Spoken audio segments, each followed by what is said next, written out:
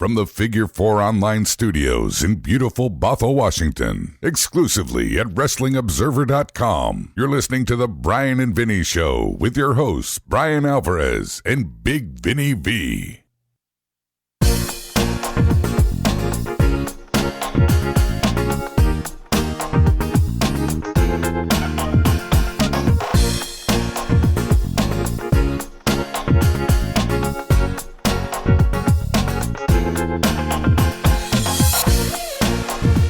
All right, it's the Bryan Vinny Show here. It is the post-Hell in a Cell edition of the show. Yeah, Hell in a Cell, everybody. What'd you think of that show? Well, if they... doesn't matter what they think. It's our show. That's what we think. It is our show. I don't know. I don't know how to reply to that question. What'd you think of this show, Vinny? I'll start. Okay. Tell your mic up a little.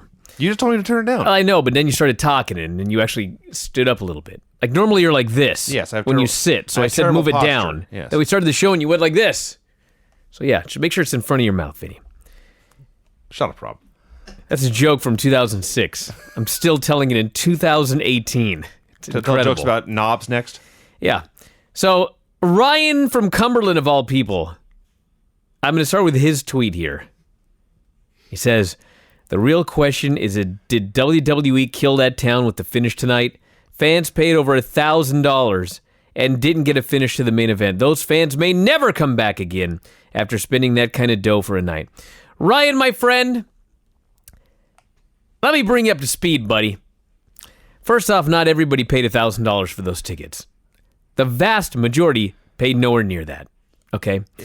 But they still paid money for a night out, all right? Sure. And they got that main event. Mm-hmm. You know what?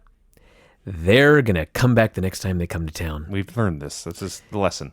All these people that are crying on Twitter right now, that are going to quit their network subscriptions, they're going to buy again. Because I've seen this over and over and over and over again. Listen, there's a lot of stuff on the show that made me mad. Don't get me wrong. Oddly enough, a lot of the stuff that made me mad was stuff that didn't make anyone else mad. Sure. And the stuff that made everyone else mad, I didn't get mad about. I've lived through a lot of this stuff. Yeah, this is very WCW-ish, what they're doing here. It really is. It was many years before I realized they're actually WCW. Difference is, they're making billions it's a on key this television deal. Yes. It's a very important difference. But the other big difference is, and actually this is not a difference, at the very end, when WCW died in March of 2001, they still had a shit ton of people watching because they drove off millions and millions of people, but there were still like 2.5, 3 million people that were going to watch that fucking show no matter what. Mm-hmm. And the only reason they stopped is because the show got canceled and they went out of business. All right? We got those same gluttons watching WWE today. Addicts. You people are going to watch this and you're going to get fucked. And you're going to take it. And you'll pay for it. And you're just going to pay for it and come back again. Yeah. This is what WWE is in 2018. I hesitate to even say this because it's just I won't even say it. But like there are a lot of things that you could say where like they violated me in this manner. There's a big difference. You paid. And you're going to pay again next time. Yeah. You just keep fucking paying and watching. Mm-hmm. So, I don't know what everyone's mad about. What, you're surprised that Roman Reigns didn't lose the title in the main event? Hello? You're surprised that every program on the show is going to continue into the next show? Yeah, you're surprised that they... Despite the Hell in a Cell... You're surprised... theme? Like, are you surprised about anything they did on this show? I'm not. I could still get mad about it, but I'm not surprised. Sure. It's the same shit they always do. Yes. Hello, wake up! What's everybody mad about? We had a bunch of good matches with a bunch of horrible finishes. Who thought that Braun Strowman was going to go in and win that title clean in the Hell in a Cell match? Anybody? I don't know what to tell you if you're one of those people. Yeah. Like, there were things I thought that were going to happen on this show that didn't happen. I'm upset about it in certain ways, but in other ways, it's like, well, I know. I should have known. I mean, we'll get into the AJ thing, but do you realize that in 2 years, I'll just get into it right now, AJ Styles is in the argument for the best wrestler in all of WWE, right? Yeah. Okay. So you got a guy who some people would argue is the best fucking wrestler in the whole company. Sure. In 2 years, he's had 14 bullshit finishes on pay-per-view. Of course. 5 of them in 2018. Yes. We're only in September. Yeah, there's a lot of he can get 4 more. I am over AJ Styles matches. Do you know how hard it is to make me not care about AJ Styles matches? It's just one fucking shitty finish. That Nakamura feud was a disaster. Just one fucking shitty finish after another. Now we got the Samoa Joe feud. I was so looking forward to this. We had a goddamn DQ at SummerSlam. A shit DQ. Now it's a Hell in a Cell pay-per-view. I got a great idea. These 2 guys had a DQ. Let's put them in the fucking cell. No. They'll do a regular match. And then we'll give you another fuck finish so that you'll pay for the Australia show where it's no DQ, no count out. Yeah. You didn't think about no DQ after SummerSlam? No, because Paige, the general manager in storyline, is a fucking moron. I'm a huge fan of Paige, but they've made me look at her like a goddamn moron in storyline because of these stupid decisions she makes. One thing after another here on this show. There was some good stuff, we'll get to it, but Rob's got something he's got to say here. He's beckoning again at this microphone. I beckon the right time, the right way this time. Yes. There's actually a word for what you were just describing. Oh no, I don't know if we should say it. Masochism. Okay, well there is that, yes. They are masochists. That is true. That is true. They are paying for it. You're right. They are masochists. My biggest problem with WWE for a long time now, more than Kevin Dunn, more than Michael Cole, more than the horrible 20-minute promos or any of that, all their programs must go 5-6 matches in a row. Yes, therefore, forever. They must never do finishes. Yes. So why am I buying a pay-per-view if I know it's going to be a fuck finish and the same 2 guys are going to fight next month anyway? Why would I care? I don't know, but I remember like one of my favorite feuds of all time was Kurt Angle and Edge. And they went, I believe, 3 matches. And, like, if I recall correctly, I know for sure, like, the first match, Kurt just pinned him clean in the middle. Yes. And then they did the second match. And I can't remember the finish of the second match, to be honest. But then they did the hair match, and Edge beat him. Edge finally won. But it was like the feud continued because people won and lost. Yes. Well, we can't have a winner because we got to keep going. Yeah. Like, if someone wins, it's like it's real. It's like... If fucking somebody wins, like, we can't possibly book them in a match together. Somebody already won. How could we possibly do a rematch? This is ridiculous. Not realizing it's fucking fake. And Samoa Joe can, in fact, beat AJ Styles, and then you could actually do another match. Or AJ can beat Joe, and you can do another fucking match. It is possible to do that. It is possible to have finishes in your matches, but still actually do other matches. You know what they could do? They could have a match where both guys stand on their heads. You can do that if you want to. It's fake. And then from there, you could like lead to another match where they just do cartwheels for a half hour. And whoever does the most wins. Because it's fucking fake. You can do whatever the fuck you want. So how about what you do is sometimes some guy wins, and then sometimes another fucking guy wins, and then they do it a third time, and then you got a winner. Oh, Brian, this business passed you by. And if you want to, after that third match, you could actually do a 4th match. Just cause. It's fake. As many times as you want. Like, hello?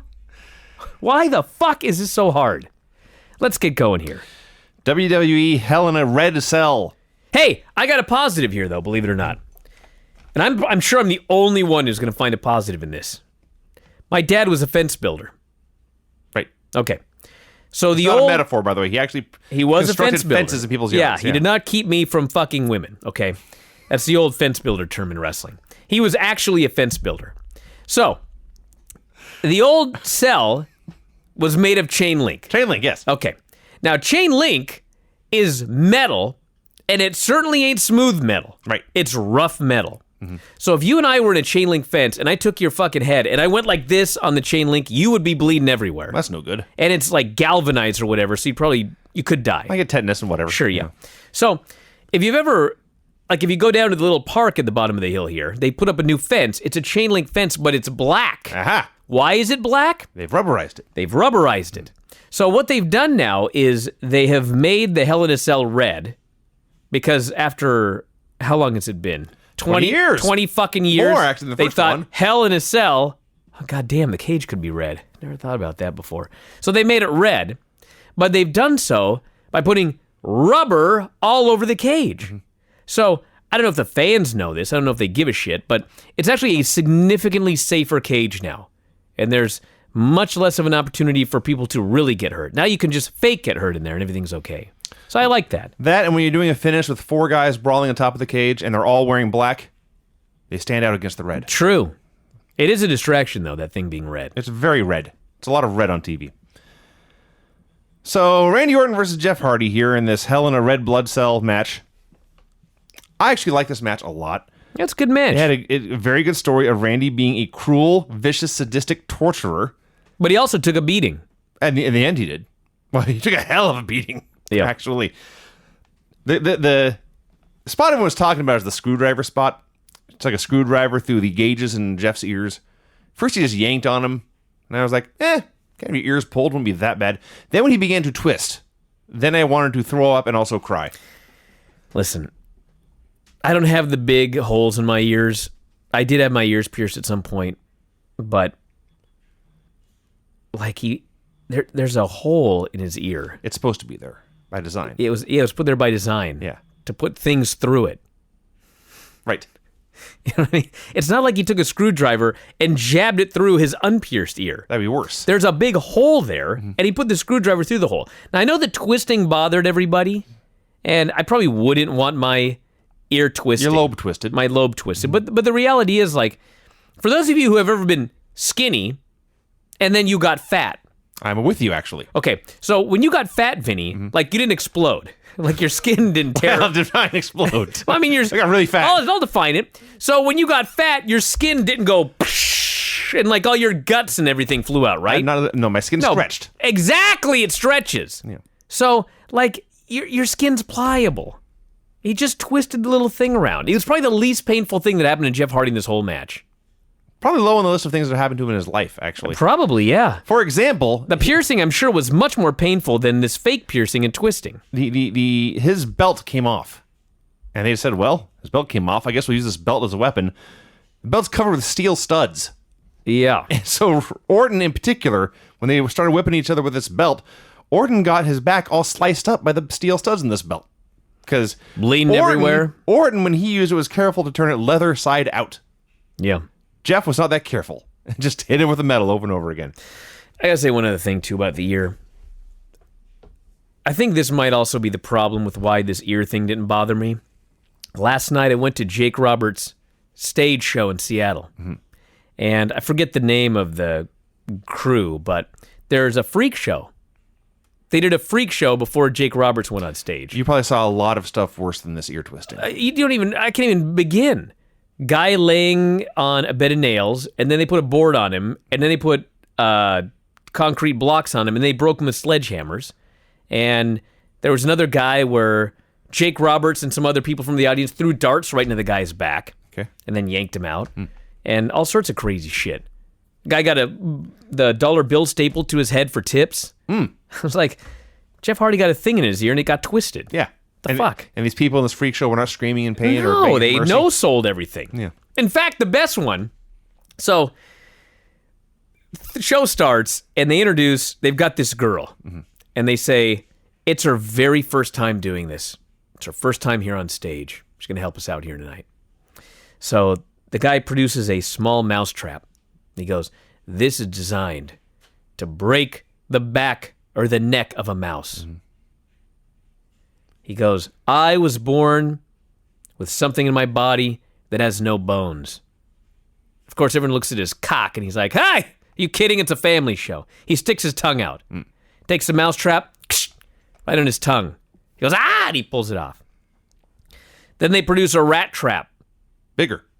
This is designed to break the bones of a rat. Very dangerous. And then the second guy, his hand gets snapped in it. Goes, holy fuck, they pull it off. Then they pull out a fucking raccoon trap. It's like this big. They explain, these are illegal in Washington. So don't tell whoever. You're not allowed to trap in Washington unless it's for something or other. So anyway. Not with that. They produce this fucking raccoon trap, and they say, the girl is going to put her hand in the raccoon trap. and they're explaining exactly how to put her hand in so it hits in the right spot so no bones get broken. They're explaining this whole thing. They got this giant fucking trap. They got this girl who's never done this before. And they hold the trap up, and she puts her hand in, and they say, on 3, everybody count, hit the button. 1, 2, 3. She hits the button and goes right on her arm, and I swear to God, she just is absolutely stone-faced. She looks at everybody. They take it off, and she just walks back to the corner. I was like, this is the worst job of selling of anything I've ever seen in my whole entire life. Even the guy with the tongue sold it. So anyway, point of this is, when Jeff Hardy had that screwdriver put in his ear, unimpressed. Right.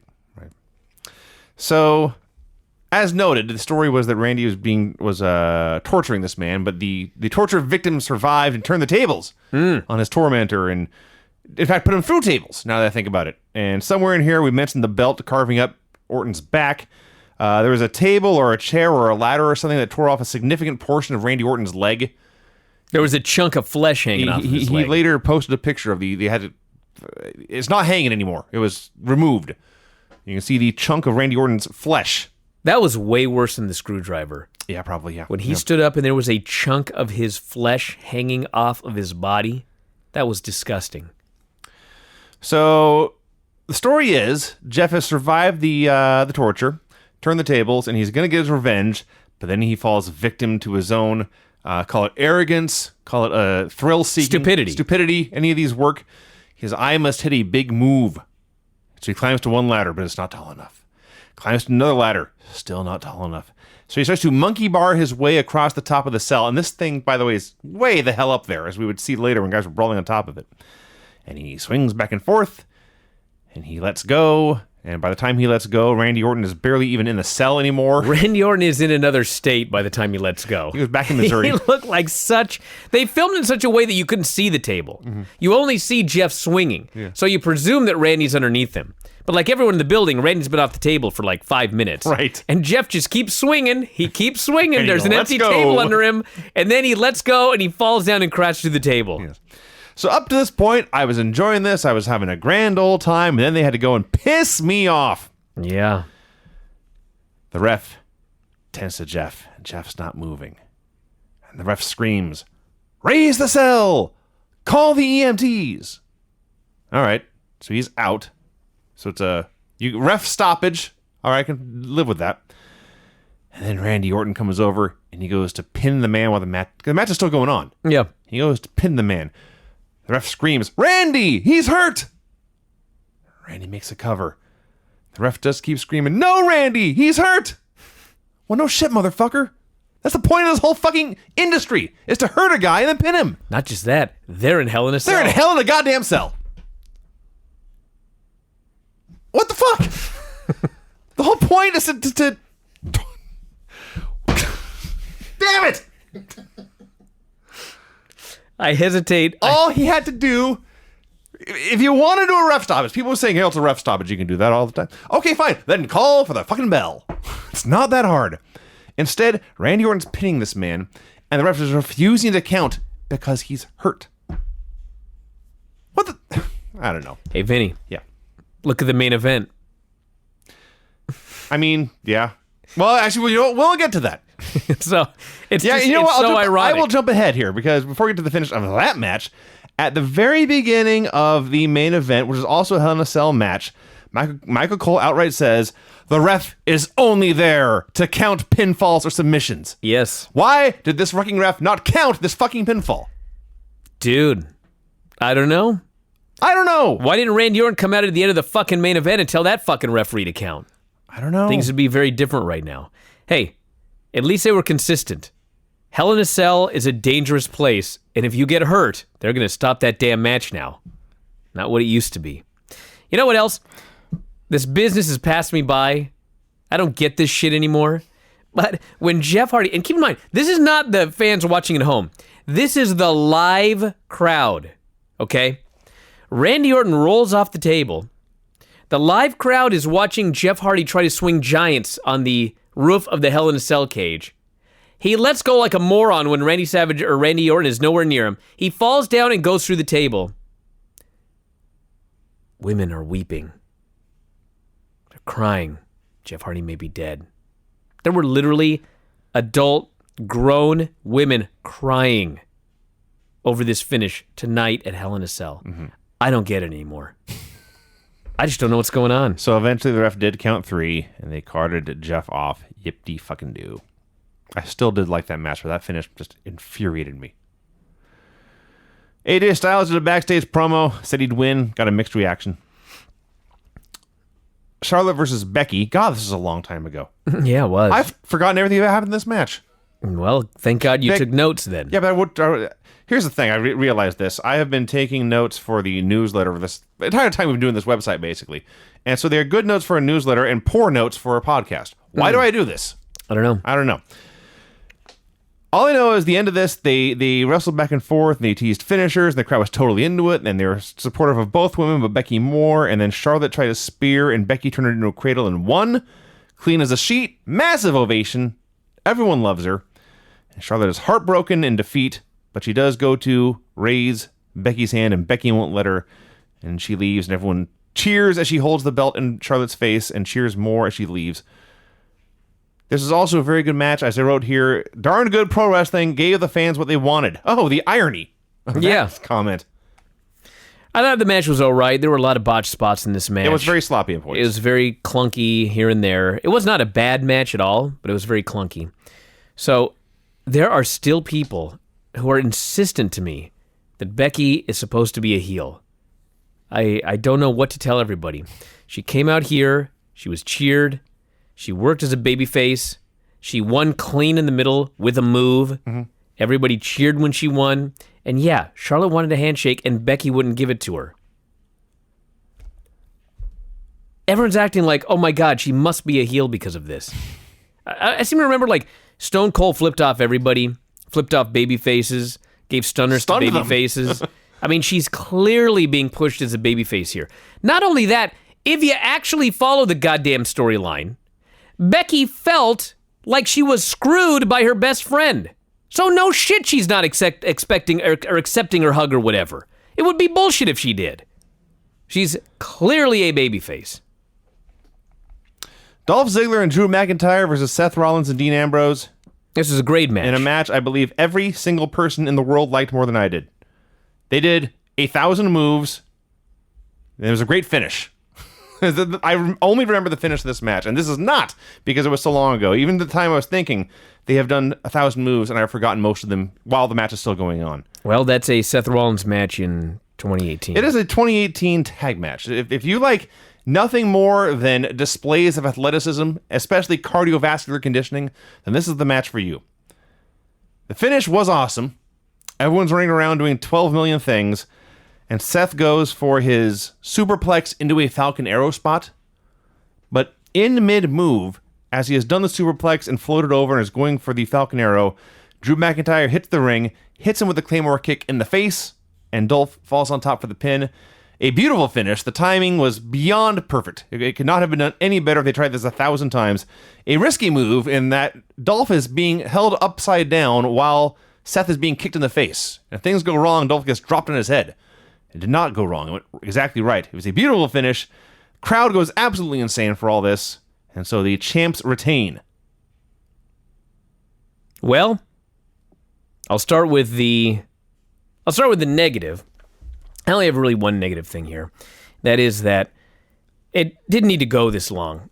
They've got this deal now where we got to get the heat like 5 times. Yes. We get the heat on on Dean. They probably got it on Dolph at some point. Then Seth will get a tag, get the heat on him. Then Dean will get the tag and get the heat on him. Why does it have to be so complicated? But they just want to make it long.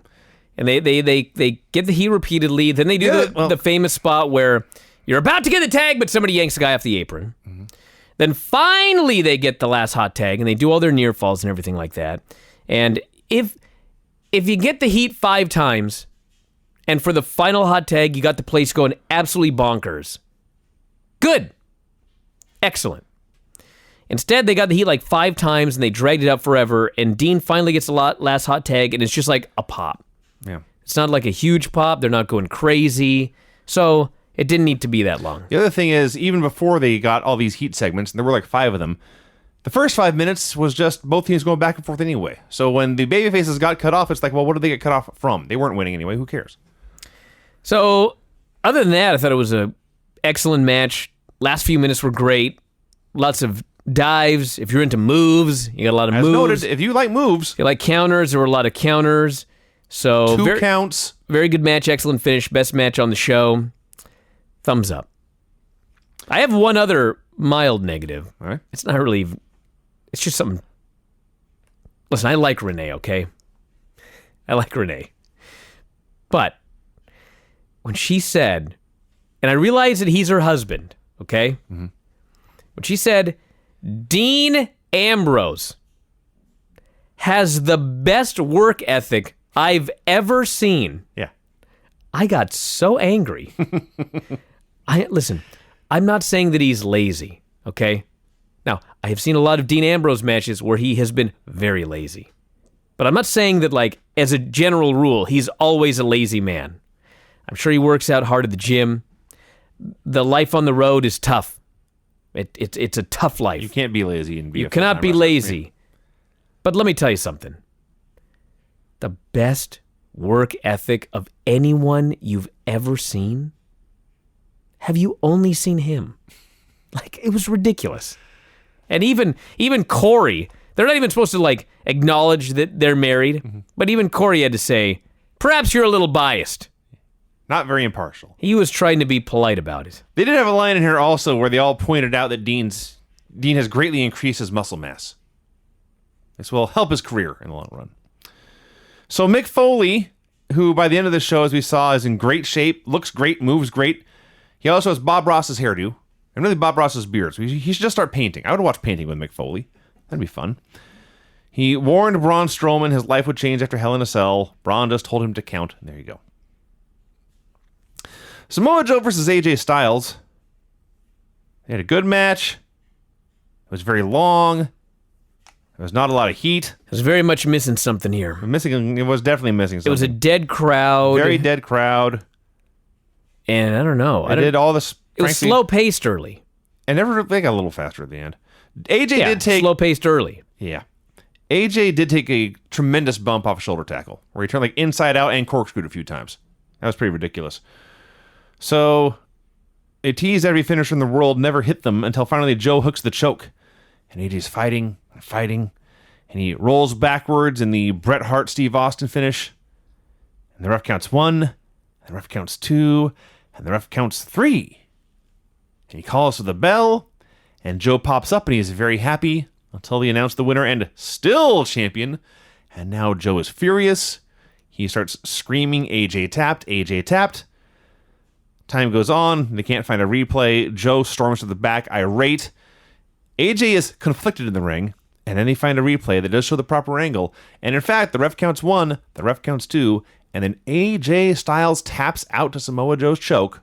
But the ref is on the other side of his body. And the ref counts 3, and AJ wins. Hey, listen. This is a great finish in a vacuum. They had... Here's why it was great. AJ rolls back. He taps out. The ref doesn't see it. So after Joe gets pinned, Joe lets go and AJ's a dead body. So AJ, well, first they announce Joe thinks he's the winner. They announce that AJ's the winner. And Joe is he's aghast. Yeah. He was sure he'd won. That's the first good thing. His reaction was great.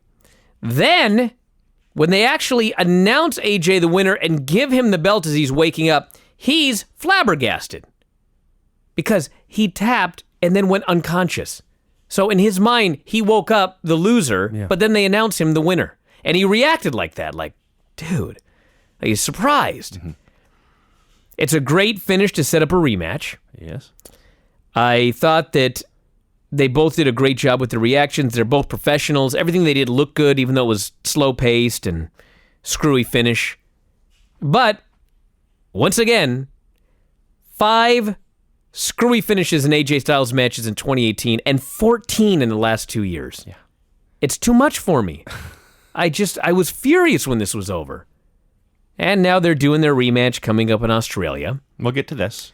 And if you recall, when they went to the Greatest Royal Rumble, I thought, man, there's so much stuff that's going to happen. It's on the network. It's in Saudi Arabia. Instead, it was just a fucking house show. Yeah. So my guess is that they're going to go to Australia, and we're all going to watch the show. It's going to be a house show. No titles will change, and they'll just keep going. Mm-hmm. So that would mean like another screwy finish is what they do. I'm sure they will. So yeah, I'm over these screwy finishes. And Saudi Arabia, isn't Saudi Arabia where Brock and Roman did the cage match with no Yes, finish? that is exactly where that was. And I believe AJ Nakamura had a screwy finish. I'm sure they did. Miz and Maurice did a promo. So they're backstage, and they call themselves the hardest hitting couple in WWE, and they both hold up their fists. I laughed. Which led to Miz and Maurice versus Daniel Bryan and Brie Bella. I love this match. This match was awesome. Brie Bella, you see, wants to get her hands on Maurice and beat the hell out of her. And Daniel Bryan's a multiple-time world champion. Miz is a former world champion. They are hardened veterans of this combat sport. Brie Bella wrestled for years full-time on the main roster. And Maurice, I guess technically she also wrestled for years, but she was never that good at it. She never accomplished that much. And she has been a retired model and housewife for half a decade now since she was full-time. So the story is Brie can't wait to get her hands on Maurice and beat the fuck out of her. But per the rules of the match, the men can only fight the men, and the women can only fight the women. So every time she tries to tag in, Maurice just tags back out and she has to leave again. So it's Daniel Bryan versus Miz in a one-on-one match for a long time. And for most of this time, Bryan's just beaten the fuck out of him. As he should be. Eventually, the crowd is chanting coward at Maurice. Yes, coward, coward, because she will not go fight Brie.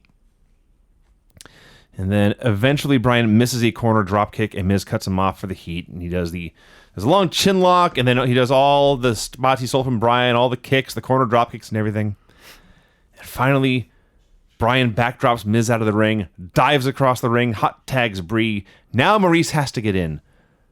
But Miz still won't let her, and he stands defiantly in his corner, protecting his wife. And so Brie just beats the fuck out of him. It's great. She slides through his legs to attack Maurice. My favorite moment in the entire show. There's a four-way going on. The babyfaces are doing the double yes kick spot. The heels try to leave. The faces drag them back to the ring. And then Maurice out-wrestles Brie and reverses a cradle for the win. Because this also must continue, and nothing can ever actually have a payoff. Well, I mean, they're going to Australia as well. Apparently. Listen, I fantasy booking is just like the stupidest fucking thing now because they don't give a shit about anything. Right. But in my world... There are no long-term plans. So yeah. In my world, it's easy. That is that Miz beat Daniel Bryan at SummerSlam. Miz and Maurice beat Daniel Bryan and Brie Bella here. Mm-hmm. And in both cases, there was screwiness involved. Yeah. So you go to the Australia show where it is Daniel Bryan versus Miz. They've already announced winner is the number one contender. Daniel Bryan gets his big win there, and you can either do Daniel Bryan versus AJ or Daniel Bryan versus Samoa Joe for the title. Which then they can proceed to fuck up with 8 million fuck finishes. But still, we'd get some good wrestling in there. Yes. That's where I hope they go. I like this match. I also want to point out Miz was happier for his wife's win than anything he's ever accomplished in a wrestling ring. Yeah, watch Miz and Mrs. What a great couple. They are a great couple. They're amazing. They're so likable on that show. And they're supposed to be heels here. Of course. And this psychopath Daniel Bryan and his crazy wife are supposed to be the baby faces. Sure. That fucking angle where he got in the ring. I told you about this, right? I heard baby. like there's allegedly a baby in the ring, and Bryan went after this baby. Dude, it was crazy. Miz is backstage, and he allegedly has his new baby in a front pack. And him and Maurice go to the ring. We later find out it wasn't a real baby, but nobody knew that going in, including Daniel Bryan. Mm-hmm. This fucking guy comes out, and he gets in the ring with his fist cocked. The only people in the ring are Miz and a baby and Maurice. Right. The fuck was he going to do? They were just cutting a promo about their show, and this crazy guy comes in here to beat him up. Thankfully, the authorities were there, and they stopped this. Good. They very casually announced Jeff Hardy is throwing up blood and in severe abdominal pain. Well, it's Jeff Hardy. Stay tuned to social media for more updates. It's a very casual medical update. Alexa Bliss versus Ronda Rousey. So Ronda comes out with Natalya in her corner. Alexa comes out with Mickie James, who's looking all hot. And Alicia Fox, who we were trying to figure out what she was dressed like. We compared her to David Bowie, I think. I thought she looked like Dennis Rodman in his final WCW days. That's fair too. And then Corey nailed it. when he said it goes with the Gazarian, which is she goes with the Gazarian, or as someone on Twitter said, it goes with the Gazarian on Man in the Iron Castle or High Castle, whatever it's called. She had a hat, you see. So this match was also awesome. We had all sorts of comedy about Alexa not being in Ronda's league because she's not. And finally, Ronda's bad ribs, as they said, gave out. That sounds painful. So Alicia starts working over the ribs, does a sitting abdominal stretch, assorted other holds, and does the double moonsault knees to the gut. And if her ribs hadn't given out before that, I'm sure they gave out then. Alicia and Mickey interfered, so Natalya kicked their ass, and Alexa just beat up Ronda for a little bit more. And finally, Ronda flipped a switch, went into furious, no-selling monster mode, just whipped her ass all over the place. Alexa hit one more kick, and Ronda fought through it, grabbed her arm, cranked it in an armbar, and won. I love Ronda so much. Well, I know some people hated this match. Really? Yeah, I didn't hate this match. I didn't hate this match because I saw Ronda on Monday, and she was significantly worse on that show. All right. She was fine in this match. Thing is, like, if you watch Ronda fight, or if you even watch SummerSlam, I mean, how can you watch Alexa Bliss beat her up for 12 minutes? Well, yeah. It's preposterous. It's like completely ridiculous. Like the only people that could book that are people that have never watched a UFC fight with Ronda Rousey, or Vince and Kevin Dunn, who have fucked up every invasion angle they've ever done. And also never watched a UFC Exactly. Ronda Rousey. And Ronda's just like another girl. That's true. She's another girl in there having a match with Alexa Bliss. It could have been Foxy in there. It could have been Mickie James in there. She's supposed to be special. She's selling for 12 minutes for Alexa Bliss. That's a fair point. I mean, she sells great. She's a really good seller. She throws her around great. She fires up great. The fans love her. That's all great. But, like, how long can you keep making her just another girl before she's not special anymore? She should be fucking slaughtering people. She slaughtered her at SummerSlam. Yeah. And one other thing. This is a little nitpick, but it bothered me. All right. So let's say that the story of your match is Ronda Rousey has bad ribs. That's why Alexa was able to do this. That's the story they were trying to tell, by the way. Yes. Ronda did a match on Monday. They attacked her ribs. They beat up her ribs. They injured her ribs. Ronda's going into this match hurt, okay? Have you ever, Vinny, got into anything hurt? A few times. Okay. You're fucking hurt going in, right? Yes. That's what going in hurt means. You're hurt going in. I'm with you. Okay. Ronda comes out. She does her same old entrance. Hey, yeah. Well, She gets in the ring. They start wrestling. Yeah. They're doing all these holds. Do you know when her ribs started hurting? When they got kicked or whatever. No, Alexa, her back is against the ropes. Alexa pulls her ponytail and snaps her over the ropes, and Ronda falls down and grabs her ribs. That happened. Then she starts working over her ribs. I was like, what? That did happen. Why the fuck didn't you kill her in like the first 2 minutes like you did at SummerSlam? You were fine until you got your ribs worked over. If she would have gone in already hurt, and like from the opening bell, Alexa's on her, working over her ribs, go 12 minutes. I don't give a shit. But like, I saw a healthy Ronda destroy Alexa in a lickety-split, and then she comes in here and she's totally fine for the first few minutes, but somehow now she can't beat Alexa Bliss. And then they do the spot with the ribs. That's all I'm saying. That's fair. And by the way, how do your ribs give out? That is also fair. I howled. Like when if you, I can imagine her seeing ribs gave out. I can see your leg give out and you fall down. You know what your ribs do? They hold all of this. You understand? So if your ribs give out, then your gut should just spill forward. Everything. Yeah. You just like, you turn into a worm. Yeah. And like all of your innards just like Your viscera are squished. Yes. Yeah, your viscera is squashed. Yes. Shit comes out your mouth and it's just terrible. That sounds terrible. So if your ribs give out, that's serious. Yes. Rhonda lifts her up for something and her ribs gave out. And she fell down. Yeah, I was like, her ribs gave out. And then she got better. That's ridiculous. Yeah. Your ribs can't give out. They just can't. They send wishes to everyone going through the storm in the Carolinas. We should probably do that too. Hope everyone gets through that safe and sound and dry. So Joe is backstage screaming at the ref and Paige about AJ tapping out. He has video evidence. He demands a rematch. She grants Joe a rematch at the Australia show in 3 weeks. Joe was outraged he must wait this long for his rematch, and so he has some stipulations. Are you ready? Oh boy, am I ready. I can only imagine what Samoa Joe came up with. He wants a match with no countout. Oh, it's a good one. He wants a match with no disqualifications. Excellent, Joe. And he wants a match where there must be a winner. Excellent. Do you realize that on this show, in this match with AJ, there was no countout, there was no DQ, and there was a winner? That's true. They could do the exact same finish and Joe get fucked again. That's absolutely Joe's dumb. true. No, Joe's not dumb. They're dumb. Samoa Joe, the character, Well, I guess. it's dumb. It's just ridiculous. It's fucking dumb. Roman Reigns versus Braun Strowman with Mick Foley as special ref in a Hell in a Red Blood Cell match. Mm-hmm. So as noted, Foley is in much better shape. I don't think he's even a satchel ass anymore. No. It's amazing. Yeah, it's disappointing. And in that aspect, I suppose. Let's see. So they start doing this match, and This match, Vinny, is just a bunch of moves. it is. And it's not even And they're not cool moves. Yeah, the Seth Rollins match was a bunch of cool moves. Yes, I agree. This is just like, This is a I'm bunch going to of- hit a Superman punch. You're going to choke slam me. I'm going to hit a spear. You know the most infuriating thing about this? They've wrestled dozens of times. Yeah. I don't even know how many times on pay-per-view and TV they've wrestled. But we're still supposed to believe that Roman is shocked when Braun is strong or no-sell something. Yes. Like he's never... Like no one's... Like Braun himself has not no-sold the Superman punch a dozen times before. I don't want to accuse these guys of not giving it their all.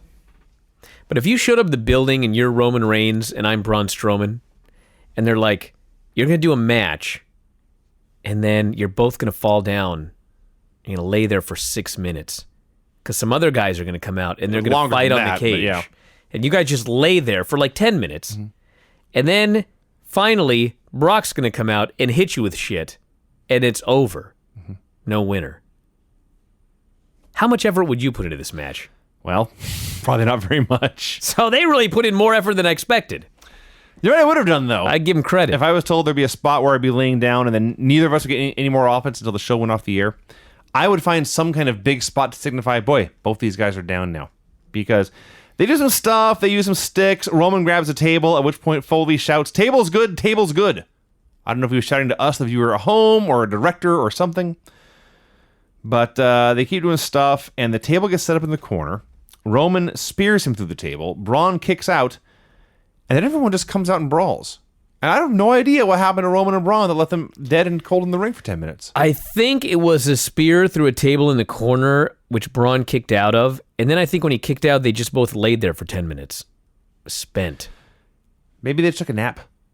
They may have. So they're down forever. Out come Dolph and Drew. Out come Seth and Dean. And now for 10 minutes, the focus is just on them. And I'm dead serious. For close to 10 minutes, you almost never see anyone in the ring, either the referee or Yeah, either because they wrestler. hide them. Because otherwise you see them laying there for 10 minutes. Yeah.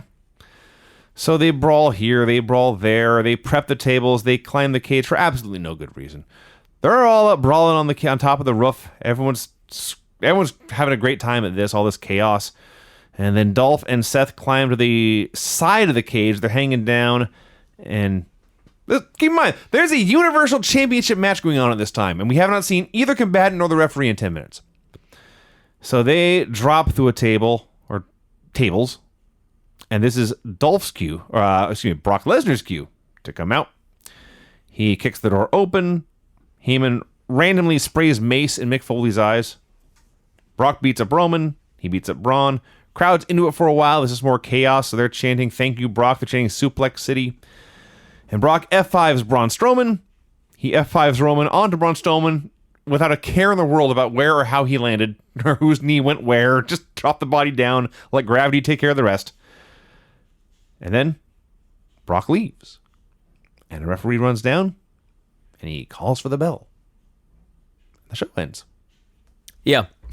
Hey, like I need to say this explicitly, clearly, and slowly so we all understand. There was a no contest due to interference Yeah. in a Hell in a Cell match. Yeah. You know, it's funny, that first Hell in a Cell I match guess there was ever saw- interference in the very first Hell in a Cell match, but there was a finish as well. Well, that's the point. Yeah. The very first Hell in a Cell match I ever saw, some big dude came down and kicked the door off. He actually tore it off. And he got in the ring and he did some stuff, and the ref still counted the pin. Yeah. I don't know why you can't do that in 2018. Well, the answer is because they don't want to beat anybody. Which, think about that. They were okay beating The Undertaker in 1997. Yes. But they cannot beat Braun Strowman here in 2018. I hate repeating material, so I'm going to repeat this one. I talked about this on Observer Live today, but the show went head-to-head with the pre-show, so I don't even know if anybody was listening to it. But do you remember, Vinny, the original Hell in a Cell match? Oh, I do. What was the match? It was Shawn Michaels versus The Undertaker. Yeah. Do you remember why they had that match? Because Shawn Michaels over the prior 2 or 3 months had really antagonized The Undertaker, cost him the world title, just been a general thorn in his side. He was due a savage beating. He accidentally Yes. cost The Undertaker the title at SummerSlam with a chair shot to the head. First one was an accident, yes. Yep. Then it was no longer an accident after a while. He beat him repeatedly with chairs and all sorts of big angles. And finally, they were signed to the first ever Hell in a Cell match, where Undertaker was going to get his hands on Shawn Michaels, and Shawn would have nowhere to run. Right. Because it's a cage with a door with a top on it. Okay?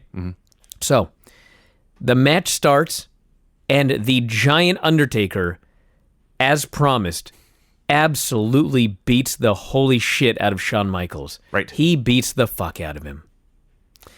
Finally, a cameraman is bumped in the cell, That's right. and they must get him to safety. So the moment they open that door to get that guy out of there, Shawn is getting the fuck out. Now, why did he get out of that cage? He was scared.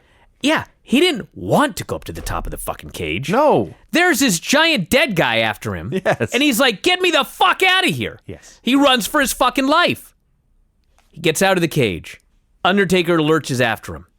They have a brawl. Undertaker catapults him into the cage. Now he's fucking bleeding everywhere. This giant guy is trying to kill him. So, Shawn logically determines this fucking bear won't be able to climb this tree. Right. That's why he went up the fucking cage. Because he's Shawn Michaels, he can climb the cage, and his presumption was this big fucker won't be able to climb the cage. That's the only safe place in the world. That's why he went up there. Yeah. He goes up there. Unfortunately for him, this fucking guy goes after him. Bears can climb trees. Okay, so now he's like, Jesus Christ, I'm fucking in this tree, and this guy's gonna kill me.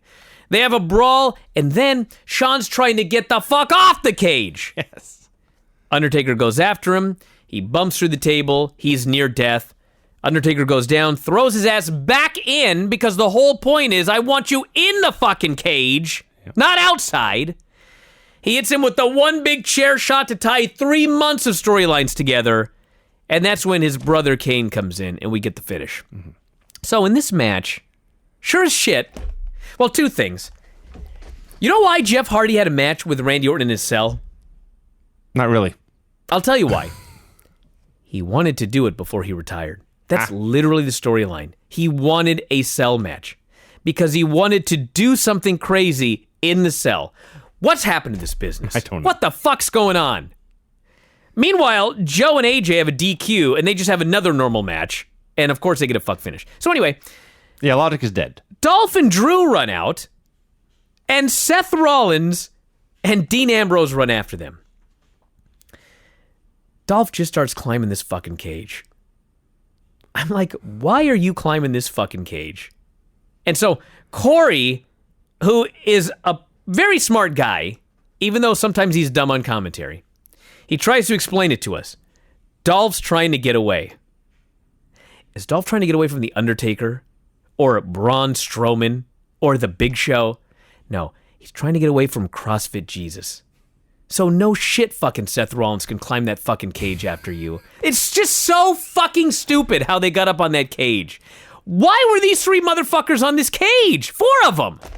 It's so stupid. No. Why? So they could all do a spot. Yeah. And they did their goofy spot. Then they get the guys back in the cage and Brock comes down. And you know the funniest thing about the finish of this match? This is why if you go to my Twitter, my reaction to this match was, ha ha ha ha ha ha ha. Because Brock's music hits and the place goes crazy. Yes! Brock Lesnar's here.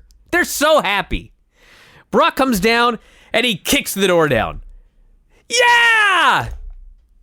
Brock gets in that goddamn cage. He starts beating the shit out of both guys. People are going fucking crazy. Oh man, Brock's got his hands on these guys. He picks up big ass Braun Strowman. He gives him the F5. Yeah, everyone's cheering, even though they like Braun. He picks up Roman Reigns. He gets this guy. He gives him the big F5 onto Braun Strowman. Everyone's like, yeah, fuck yeah. They love it. You know what they do? They go, one more time. They're having the time of their lives. And the ref comes in and goes, ring the bell. Then they're fucking furious. I was laughing so hard. Listen, I felt bad for the people in a way. I felt bad for them in a way, but like, you got exactly what you paid for. A WWE Hell in a Cell Roman Reigns Braun Strowman finish. It just occurred to me. Brock F5 Roman onto Braun, right? Yeah. That happened, right? Ref should have just counted. Was he still on top when the ref got in there? I think he rolled off. Did he? I think he Okay. rolled off. Well, that's dumb. It is He dumb. should have stayed on top and the ref could have counted 3. I mean, it's just ridiculous. The ref comes down, rings the bell, but hey, you got what you deserved. Yes, Rob. Actually, I don't think the other ref had come in yet. I think Foley had gotten. Yeah, but I mean, When the second ref came in, was Roman still on top of Braun? Yeah, that I'm not sure. I don't think he was, but yeah, Well, he should have stayed there. he should have stayed there, but he was dead. Vinny. So he had enough life to roll off and cost himself a chance to pin this guy. Yeah, But then he was dead. yeah. Why do people watch this company? I don't know, and they keep paying.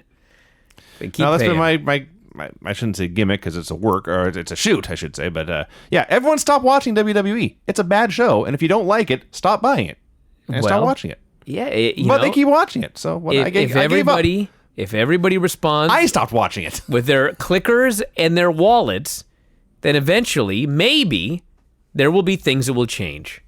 But I listen, I don't even know, because, I mean, they don't write these shows to make you mad. They write these shows thinking they're good. I don't know. No, they want you mad in the way that you'll then buy the next show. Let's see. Not mad in a way that you're telling people to stop watching the show and quit paying for shit. Mm-hmm. They think they're getting good heat here. But I just want to say one last thing. This is the second show in a row. This is why this is WCW. This is the second show in a row that they have done a finish and then immediately went off the air. Yes. They did it at SummerSlam because all the fans in the building were expecting Braun to cash in. They took it off the air so you couldn't hear those fans when they figured out he wasn't cashing in. Yes. Start chanting, "This is bullshit," and everything. This was the same thing. As soon as that ref rang that bell, they were immediately off the air. And so you did miss everyone chanting, "This is bullshit." And I know this happened because people were sending me videos of it. Yeah. These fans were furious. But that's 2 in a row. They went off the air so you wouldn't see that. Anyway, that's the show, everybody. Hell in a Cell. It was hell inside a cell. It was heck in a... I can't think of another word. Heck in a trek. I don't have an option. It was heck and it was a trek. But I'll give him credit. It was less than 4 hours. Hey, great. It was like 3.5 hours long. Huge plus. It was a huge plus. All right, everybody, we're out of here. Dave and I'll be up later on tonight. We'll talk about what Brock being on the show means. That's a good question. It is a good question.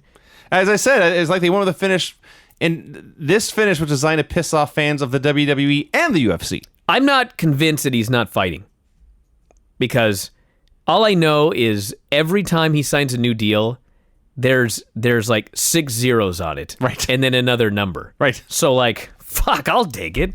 They never make him do anything. Like literally, they pay him that amount of money, but to get heat, he never shows up anywhere. Exactly, yes. So take the fucking money, dude. Do both. He's a smart guy. Oh, he's a very smart guy. Yeah. All right, we're out of here, everybody. Thanks for listening. We shall talk to you again after a while. Adios.